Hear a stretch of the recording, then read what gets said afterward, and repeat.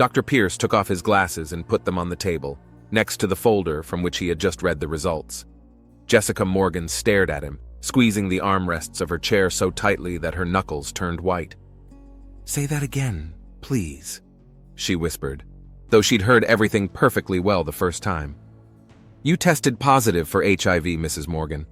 I realize this is shocking news." The doctor's voice came as if from underwater, and the only question bouncing around in Jessica's head was, how? How could this have happened? At 26, she'd been married to Brandon for 4 years. Fidelity was not an empty word to her, but the cornerstone of their relationship. No injecting drugs, no unsanitized tools at manicures. Even her only tattoo was done at a prestigious salon with disposable needles. There are modern treatment protocols that allow you to maintain a normal standard of living. The virus can be controlled, and with this diagnosis, it's quite feasible. She held up a hand, stopping the flow of information she couldn't assimilate right now anyway. "I realize I'm in for a long period of therapy, but right now I want to understand where it came from. Where did I get this from?" Dr. Pierce returned his glasses to the bridge of his nose and looked closely at the young woman. Her brown hair was gathered into a neat bun, her business suit impeccably pressed. A journalist for a fashion publication, she was used to controlling her image and her life. Now that control was lost. "Mrs. Morgan, I'd recommend you talk to your husband. Perhaps he should be tested as well." Those words set off a chain reaction in Jessica's mind. Brandon, her husband, the only sexual partner she'd had in years. She felt the ground go from under her feet. Could he really be? But no, that was impossible. Brandon was as committed to fidelity as she was. At least that's what she'd thought until today. All the way home, Jessica tried to think of other explanations. Could it be a lab error? Or an accidental contamination in a medical facility? Or the oddities in her husband's behavior over the past few months came to mind. Late returns from work, reluctance to make love, a new obsession with the gym and dieting, sudden phone calls after which he would go into another room. Jessica stopped the car in front of their house, an elegant townhouse in an upscale Boston neighborhood, purchased with a mortgage at the height of Brandon's career rise at Holding Investment Group. It had seemed, even in the morning, to be a symbol of their joint success, their future. Now it looked like a stage set that hid some terrible secret. She didn't go inside. Instead, Jessica dialed her husband's number. "Hi, honey." Brandon's voice sounded as calm and confident as ever. "I need to talk to you. It's important." Her own voice, on the other hand, trembled. "Sure, but I'm in an important meeting with Holt right now. I may not be free until after dinner." Andrew Holt, the investment director for whom Brandon was willing to work days and nights, the star of Boston's financial world who had favored her husband for the past 6 months. "I'll expect you home at 7, she said, and hung up. Brandon was late. He didn't arrive until 9, slightly tipsy, smelling of expensive whiskey. He explained it was an urgent corporate dinner with clients. Jessica sat in the living room, in the semi-darkness, clutching the test results in her hands. "Is something wrong?" He turned on the light and stopped on the threshold, looking at his wife. There was a flicker of concern in his eyes. "I went to the doctor today." Jessica put the papers down on the coffee table. "I have HIV, Brandon." She watched his reaction carefully. She expected shock, disbelief, panic. Instead, she saw her husband slowly turn pale and then slump into the chair, covering his face with his hands. "God, Jess, I don't know what to say." "The truth. Tell me the truth. Where did I get HIV from, Brandon?" He raised his eyes to her, and in them Jessica read what she feared most. Guilt. "I should get tested. Maybe it's not from me," he murmured. "Is there a chance it's from you?" Her voice became hard. Brandon didn't answer. He stood up, walked over to the bar, and poured himself another whiskey. His hands were visibly shaking. "You need to talk to a doctor. Start treatment. Don't walk away from the answer. Have you been cheating on me?" "Jess, it's not that simple." She jumped to her feet, feeling the rage boiling up inside, mixed with the pain of betrayal. "Just say yes or no, damn you. I need time. I need to gather my thoughts." Brandon grabbed his car keys and ran out of the house. Jessica was left alone, with a diagnosis and a million questions. She sat down at her computer and immersed herself in research. There were few paths of infection, and they all pointed to her husband's likely infidelity. But where was the proof? How to find out for sure? The next few days became a nightmare.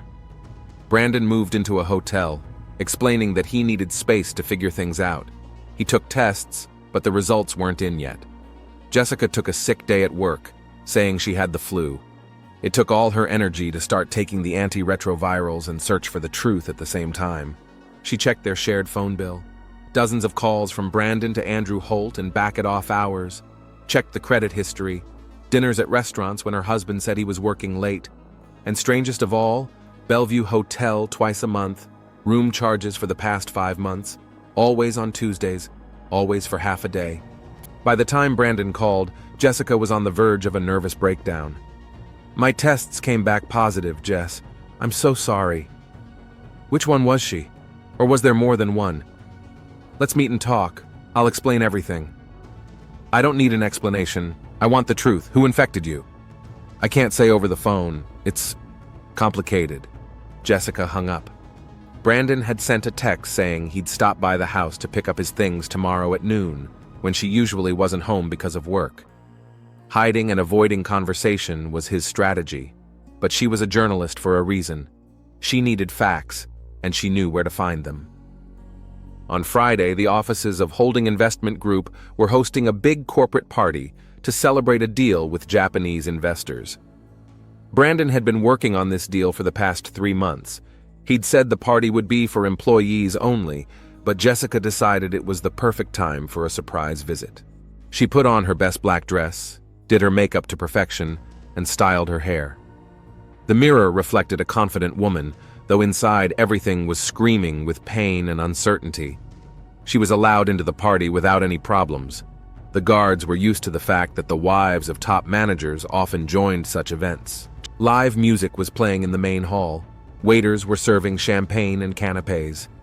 Jessica took a glass and began to walk around the room, looking for a familiar silhouette of her husband among dozens of faces, or Andrew Holt, whom she knew from photos from the corporate website and business magazines.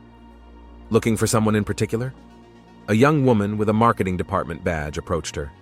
"Yes, my husband, Brandon Morgan." "Oh, he's upstairs in the conference area. That's where Holt's assembled the analytics team for some announcement. The elevator's at the end of the hallway, 6th floor." Jessica thanked the employee and headed for the elevators. The 6th floor greeted her with silence and dimmed lights. The main action was clearly taking place downstairs. Here the corridors were empty. She passed several closed meeting rooms, peering through the glass doors empty. At the end of the hallway was an office with a sign that read, "E. Holt, Investment Director." The door was ajar, muffled voices coming from inside. Jessica slowed her step, listening. "No one will know. I'll handle it." It was Brandon's voice. "You always say that, and then you end up—" The second voice belonged to a clearly older man. Jessica peered cautiously through the gap between the door and the jamb. What she saw stopped her heart. Brandon was kneeling in front of Andrew Holt, sitting in a chair. Her boss's hand rested on the back of her husband's head. Holt's pants were unbuttoned. They didn't see her, absorbed in their occupation. She stepped back, gasping in shock and disgust. The puzzle finally came together. There was no woman. Brandon had cheated on her with his boss, and now she understood the price her husband was paying for his career advancement. Jessica slowly backed away from the door, trying not to make any noise. She wanted to scream, to break something, to burst into the office and tell them what she thought of their betrayal. But journalistic training took over. She knew enough now. Now she had to decide what to do next. Jessica didn't go home. Sitting in her car in the parking lot of the office building, she stared blankly in front of her for several minutes. Tears ran down her cheeks, but she didn't notice them. Her mind was spinning with scraps of thoughts, changing each other at an incredible speed. The ringing of her cell phone made her flinch. Brandon. Of course it was him. Someone on the staff must have told him his wife had come by. Jessica dropped the call. The phone rang again, and she turned it off completely. In the hotel room, she spent a sleepless night. Over and over again, the scene she had seen came before her eyes, mingling with the cold facts of the diagnosis. Fear, disgust, the pain of betrayal, and pure, unbridled rage. All these feelings replaced each other, keeping her awake. By morning, Jessica had made a decision. She checked out of the hotel, turned on her phone, and texted Brandon. "I'll be home at 10. We'll talk. Have the answers to all my questions ready." When she entered their townhouse, Brandon was sitting on the couch in the living room. He looked like a man who had been up all night.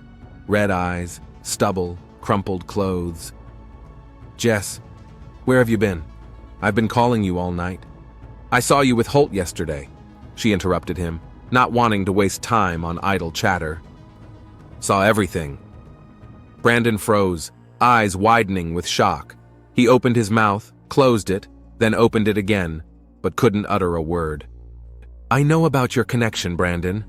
I know you're the reason I contracted HIV, and I want to hear the whole story, from beginning to end." Jessica spoke quietly but firmly, surprised at her own calmness. Brandon lowered his head, clenched his hands into fists. "I didn't know he was sick. I swear, Jess, I didn't know." "When did it start?" "About 8 months ago. He invited me to a private meeting after work, said he saw potential in me. We had a drink, and it just happened." Happened? Jessica felt the calm crack like thin ice. "Nothing just happens, Brandon. You chose to. Chose to cheat on me, chose to risk my health, my life. I didn't think it would turn out this way. Andrew, he said it would be our secret, that it would help my career. Is that what this is about?" The bitterness in her voice was so concentrated, it seemed like it could be touched. "You sold me, us, our lives for a promotion?" "No, I mean, yes. You don't understand. He's my superior. He could have destroyed me with one word. I was afraid that if I said no, he'd find a way to get rid of me. And then I just couldn't stop. I got confused." Jessica looked at her husband and didn't recognize the man she'd lived with for 4 years. Who was this weak, scared man, justifying betrayal with fear and career ambition? "When did you find out about HIV?" 3 weeks ago. He told me. Said he'd recently found out that he was sorry. I got tested right away, but I was afraid to tell you until I got the results." "And yet you kept sleeping with me?" Brandon raised his eyes full of tears. "I used protection, Jess. Every single time. I hoped it would go away." Jessica closed her eyes. The defense he'd used. As if that could make things better. "Pack your things. I want you out of here by tonight." "Jess, please, let's talk. I love you. We'll get through this together." "Love you?" She didn't even try to hide the contempt in her voice. "People don't do that to the ones they love. Walk away, Brandon. Just go." The next day, Jessica met with an attorney and filed for divorce. She put the house up for sale. There were too many painful memories associated with the place, and rented a small apartment in another neighborhood. Brandon tried to call and text messages pleading for forgiveness, but she blocked all his attempts at contact. Dr. Pierce became an unexpected ally during this difficult period. At weekly appointments, they discussed not only the medical aspects of her condition, but also her emotional recovery. "You know, Jessica, anger is a normal reaction," the doctor said as he reviewed her latest tests. "But it's important not to let it poison you more than a virus." "Easy for me to say," she tried to joke, but it came out bitter. "I feel like my life is over." Changed, yes. Ended, no. Modern therapy allows HIV patients to lead almost normal lives. Life expectancy is almost the same as for uninfected people. You're young, healthy in every other way, and you started treatment early. That's very important. This isn't just about the virus, Dr. Pierce. It's about the betrayal. It's about the fact that the person I trusted most in the world has destroyed everything I believed in. Dr. Pierce took off his glasses and looked at her carefully. Trust can be rebuilt, Jessica. Not with your husband, of course, but with other people, with the world, with yourself. It will take time, but you can do it. She nodded, not quite sure she believed his words, but grateful for the attempt at encouragement. A month passed. Jessica returned to work, trying to lead as normal a life as possible. Her co-workers knew she was getting a divorce, but no one knew the true reasons. She immersed herself in writing a series of articles about financial fraud in large corporations, a topic that now took on a personal dimension for her. While researching material for one of the publications, she came across information about Andrew Holt's past. It turned out that in his former company, he had already had such relations with his subordinates. One of the young employees even filed a complaint about sexual harassment, but the case was quickly hushed up, and the complainant quit. This information made Jessica wonder. How many other people had been hurt by Holt's actions? How many careers and lives had been ruined? And most importantly, did he know about his HIV status before he started his relationship with Brandon? She decided to confront Holt in person. Not for revenge, she convinced herself, for the truth. To put a final mark on this story and move on. Contacting him wasn't difficult. She called the front desk of the Holding Investment Group and introduced herself as a journalist working on a story about Boston's top financiers. The receptionist politely replied that Mr. Holt was very busy, but offered to make an appointment for her in 3 weeks. "Tell Mr. Holt I'm Jessica Morgan, Brandon Morgan's ex-wife. I'm sure he'll make time for me." The receptionist called back 10 minutes later, confirming the meeting for the next day, after hours. All day before the meeting, Jessica felt strangely calm. She wore a strict suit, her hair in a tight bun, minimal makeup, as if she were preparing for an important business conversation. In a way, she was. The Holding Investment Group building greeted her with the cool silence of empty evening corridors. Most of the employees had already gone home. Only a few workaholics were still sitting at their computers. None of them were her husband. Brandon, she'd heard, had taken a medical leave of absence right after their breakup. Andrew Holt was waiting for her in his office. A 45-year-old man with premature gray hair and a commanding gaze, he radiated confidence and control.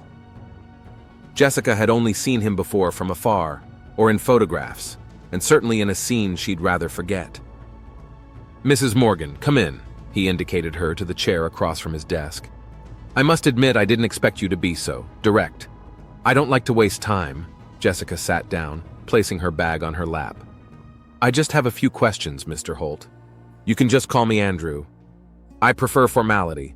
When did you find out about your HIV status?" Holt blinked, but quickly regained his composure. "Straight to the point, huh? 6 months ago. A routine checkup. And you continued your relationship with my husband without telling him?" "First, I used protection.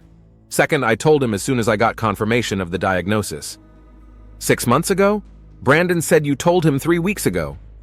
Holt wrinkled his nose slightly, as if he'd made a tactical error. "Perhaps I'm confusing dates. The last few months have been tense." "Tense?" Jessica repeated the word with undisguised contempt. "You know what's really tense? Finding out that your husband cheated on you with his boss and gave you an incurable disease." Holt looked at her evaluatively, as if calculating the risks and rewards of different conversation strategies. Finally, he settled on honesty, or an imitation of it. "I'm sorry about what happened to you, Mrs. Morgan. It was not part of my plans." "What was part of your plans? To use my husband to fulfill your whims? Blackmail him with his career prospects? You're oversimplifying things. There were real feelings between Brandon and me." Jessica laughed, though there was no hint of mirth in that laugh. "Real feelings? You forced him to have sex in the workplace. You manipulated him using your position. And you knew you were sick, but you put not only him at risk, but me as well. I didn't force your husband to do anything. He's a grown man and he made his own choices." Holt stood up, walked over to the bar in the corner of the study, and poured himself a whiskey. He didn't offer one to Jessica. As he stood with his back to her, she noticed a crystal statuette on his desk, a stylized figure of a man holding a globe above his head. An award for some kind of corporate achievement, judging by the engraving. "Your husband knew what he was getting into." Holt turned to her with the glass in his hand, a contemptuous smile on his face. "I never hid my preferences or my status. He, on the other hand, has apparently decided that a career is worth a little risk." Something shivered in Jessica's chest. Everything that had built up over the months, fear, pain, humiliation, anger, burst out in a single wave of blind rage. She didn't even realize what she was doing as she grabbed the statue from the table and lunged at Holt. The blow struck him in the back of the head. The heavy crystal met bone with a thud. Holt's eyes widened with shock. He staggered and fell, hitting his head on the edge of the glass coffee table. There was a clinking sound of shattered glass. Blood splattered on the light-colored carpet. Jessica froze with the bloody statue in her hand. The whole world seemed to slow down. She stared at Andrew Holt's motionless body, at the dark blur beneath his head, and couldn't believe what was happening. "God, what have I done?" she whispered, dropping the statue. Panic came over her in a wave, but her journalistic training and natural prudence took over.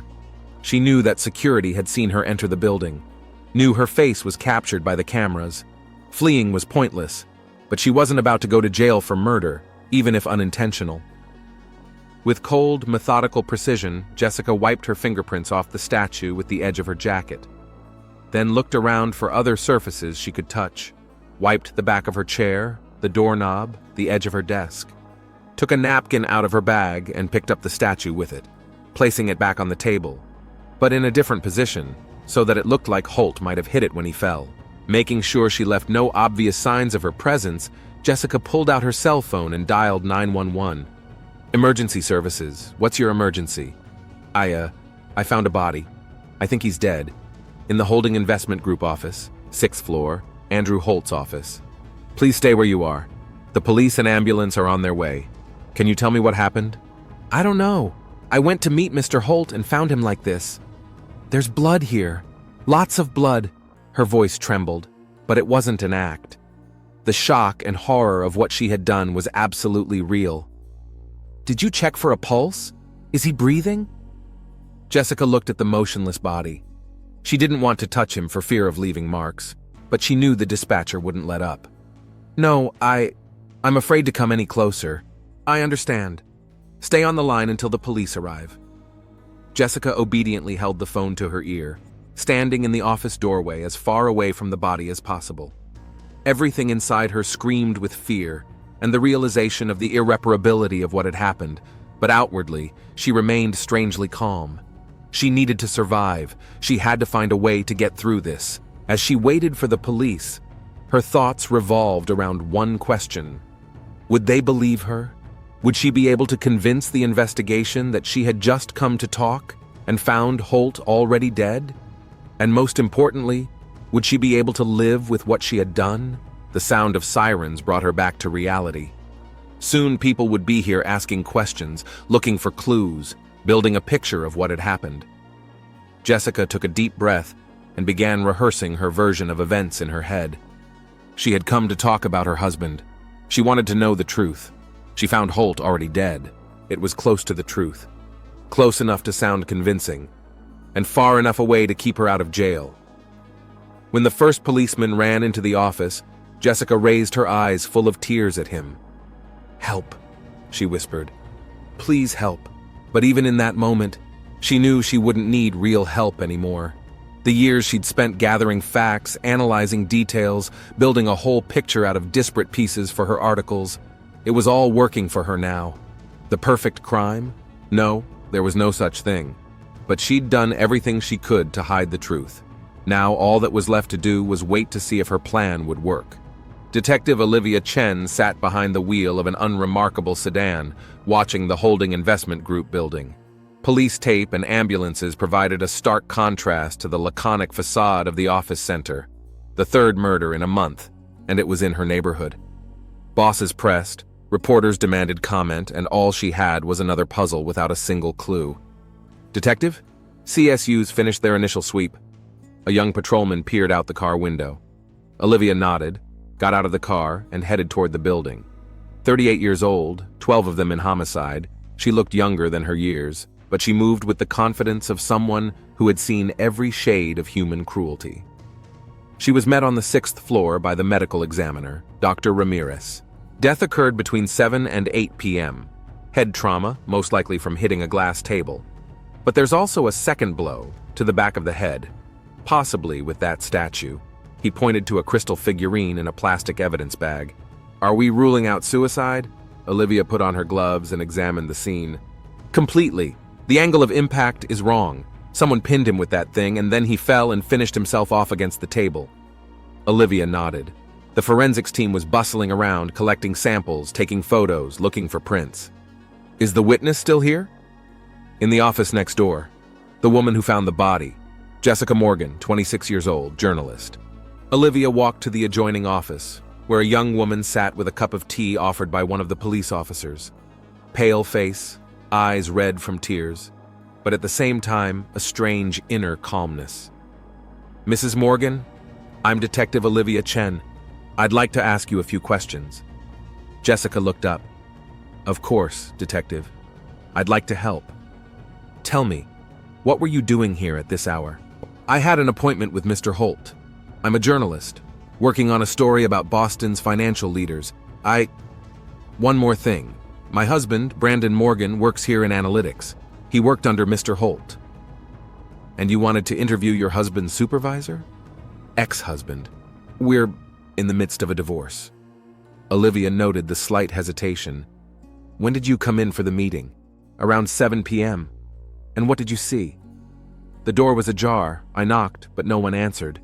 Then I looked in and saw Mr. Holt on the floor with blood all around him. I called 911 at once." "Did you go into the office?" "No. Yes, just a couple steps, just to make sure that he couldn't be helped."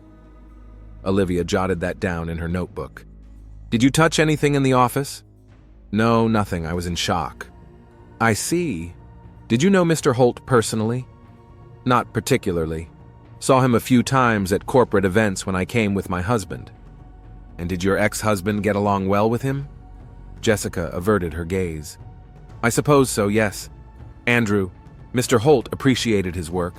"You said you were getting a divorce. May I ask why? Does it have anything to do with the case?" "Possibly. Any information could be helpful." Jessica hesitated. "Brandon cheated on me." "With a woman?" "No." Olivia raised an eyebrow. "With Mr. Holt?" Jessica nodded, her eyes filling with tears. "I only found out about it recently. It's been hard." "I can imagine. And yet you agreed to meet your husband's lover for an interview?" "It's professional. I wanted to separate the personal from the work." Olivia sensed the falsity, but didn't press. "For now. Thank you for the information, Mrs. Morgan. I may have more questions. You may go, but please don't leave town anytime soon." Jessica nodded and walked out of the office. Olivia escorted her out with a glance and then returned to the scene. "Where are we with the security cameras?" she asked a technician reviewing the footage on a laptop. "There's a witness entry into the building at 18 hours and 53 minutes. There's no exit. The camera at the back entrance is down. Call to emergency services recorded at 19 hours and 10 minutes. 17 minutes difference. What took so long?" "Maybe she was in shock?" "Maybe. Check all the cameras on the floor. I want to see everyone who came and went during that time." Next on the list was Brandon Morgan. He'd been brought to the station straight from the bar, where he'd apparently tried to drown his sorrows in alcohol. "Mr. Morgan, I'm sorry for your loss," Olivia began, sitting down across from him in the interview room. Brandon raised reddened eyes to her. The 32-year-old financial analyst looked completely shattered. "This can't be true. Andrew couldn't have just died." "I'm afraid it wasn't an accident, Mr. Morgan. Mr. Holt was murdered." "Murdered? By whom? Why?" "That's what we're trying to find out. Tell us about your relationship with Mr. Holt." Brandon covered his face with his hands. "We were close. I love my wife. Loved. But it was different with Andrew." "When did your relationship start?" "About 8 months ago, after a company party." "Was it your initiative or his?" "His, of course. He was my boss. I would never have dared." "He coerced you?" Brandon hesitated. "Not directly, but made it clear that my career depended on it." "That's called coercion, Mr. Morgan. When was the last time you saw Mr. Holt?" 3 days ago. I took a leave of absence for health reasons. I have HIV. Andrew infected me, and I infected my wife." Olivia frowned. "Mr. Holt knew about his diagnosis?" "Yes. He told me a few weeks ago, but by then it was too late." "Where were you tonight between 7 and 8? "At the Blue Lion Bar on 3rd Street. Been sitting there since 6. You can check the security footage or ask the bartender. His name's Mike." "We'll be sure to check. Did you know your wife was going to meet Mr. Holt tonight?" "What? No. Jess didn't socialize with Andrew. She hated him, after everything that had happened. And yet she was there. Found his body." Brandon turned pale. "I don't understand. Why would she go out with him? She said she wanted to interview him for an article. Bullshit. Jess writes about fashion, not finance. Olivia made a mental note.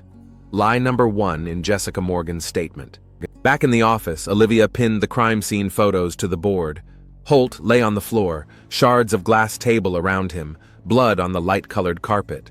A crystal statuette stood on a table at the other end of the room. If he fell and hit his head on that thing, why is it standing so far away from the body? Olivia muttered.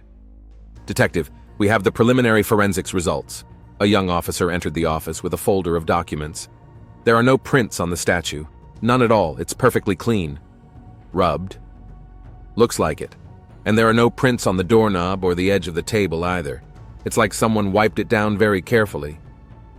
Our witness says she didn't touch anything.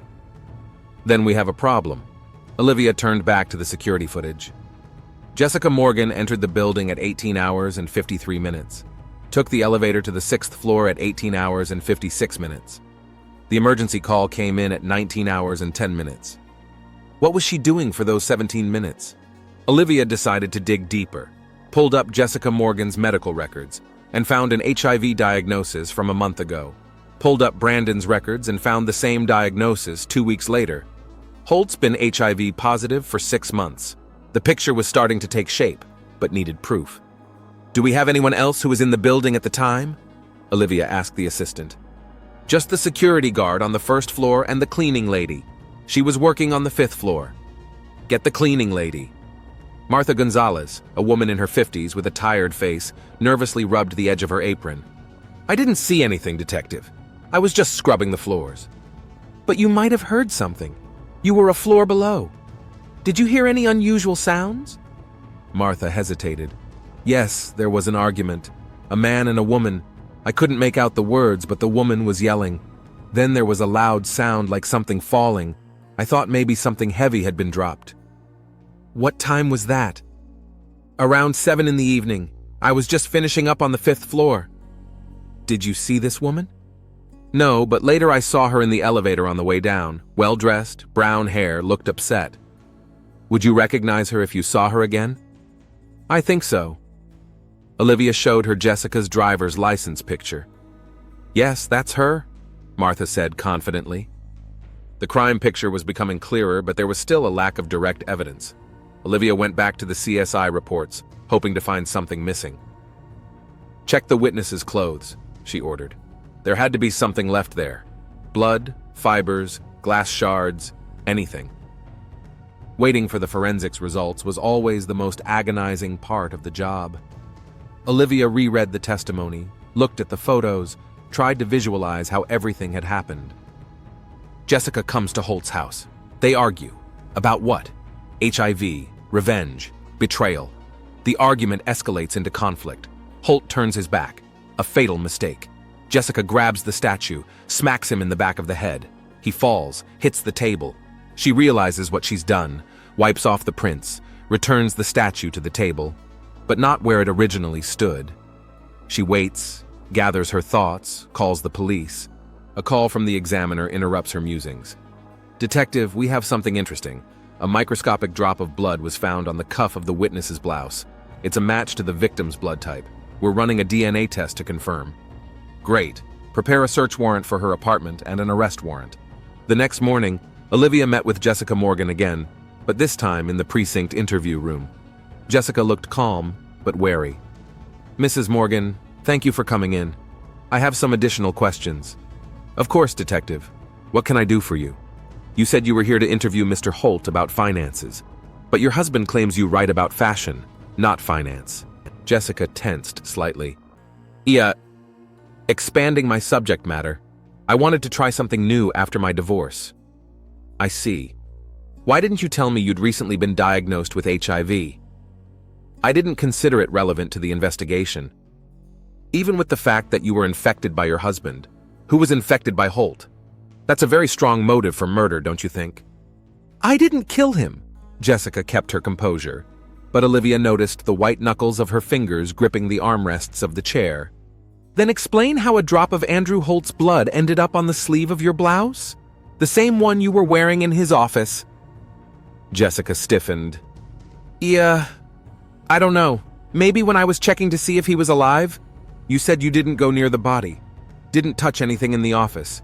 You called the police as soon as you saw him. I could have forgotten. I was in shock. 17 minutes, Mrs. Morgan. 17 minutes elapsed between your arrival at the building and the emergency call. What were you doing all that time? Yeah, I don't remember. It was as if time had stopped. The cleaning lady heard an argument, a woman's scream, then the sound of falling. It was you, wasn't it? Jessica was silent, looking down at the desk. We found evidence of thoroughly wiped surfaces in the study, a statuette without a single print, standing where it couldn't have been in an accidental fall. This is not an accident, Mrs. Morgan, and you're not just a witness. Olivia spread out the crime scene photos, medical reports, forensic results in front of Jessica. We have enough evidence to prosecute, but I want to hear your side of the story. What really happened in that office? Jessica was silent for a long time, looking at the photos. Then she raised her eyes to the detective, and Olivia saw in them not fear, but a deep, long-suffering weariness. I didn't plan to kill him, Jessica said quietly. I just wanted to talk, to find out the truth. About what? About whether he knew about his diagnosis when he started his relationship with Brandon, whether he knew he was putting both him and me at risk. And what did he say? He laughed, said Brandon knew what he was getting into, that he'd made his own choices for his career, spoke as if other people's lives meant nothing to him. And I snapped. You hit him with the statue. Yes. He turned to pour himself a whiskey. I grabbed the statue off his desk and hit him. I didn't mean to kill him. I just wanted him to shut up. I wanted him to stop being so indifferent to what he did to us. What happened then? He fell and hit a glass table, the blood. There was so much of it. I realized what I'd done. I got scared, started wiping off the prints, putting the statue back. Then I called the police. Do you realize this is murder, Mrs. Morgan? I realize it was wrong. But you know what, detective? If I could have gone back to that moment, I would have hit him anyway, not for revenge, to stop him. He knew about his illness and continued to engage in relationships with his subordinates, manipulating them. How many more lives could he have ruined? Olivia looked at the young woman in front of her and saw not a cold-blooded killer, but a person broken by circumstance and making a terrible choice in a moment of weakness. Jessica Morgan, you are under arrest for the murder of Andrew Holt. You have the right to remain silent. Anything you say can and will be used against you in a court of law. You have the right to an attorney. As another officer handcuffed Jessica, Olivia felt a strange, mixed feeling of professional satisfaction at having solved the case and deep human regret. The system she served demanded justice. But was there justice in sending this woman to prison for stopping a man who was willfully destroying other people's lives? It wasn't her job to decide. Her job was to gather the facts, to present the evidence, to let the system work. And yet, as she closed the Andrew Holt case file, Olivia couldn't help but think that sometimes there was a huge gray area between right and wrong, with no easy answers. She was caught up in the hallway by the prosecutor, who had already received the preliminary report. Good work, Detective Chen. Clean case, no unnecessary questions. I think we can negotiate a deal. Manslaughter, mitigating circumstances. 5 to 7 years, no more. Thank you, sir, Olivia replied mechanically. 5 to 7 years. For a woman whose life had already been ruined by betrayal, illness, and her own moment of weakness. Was that fair?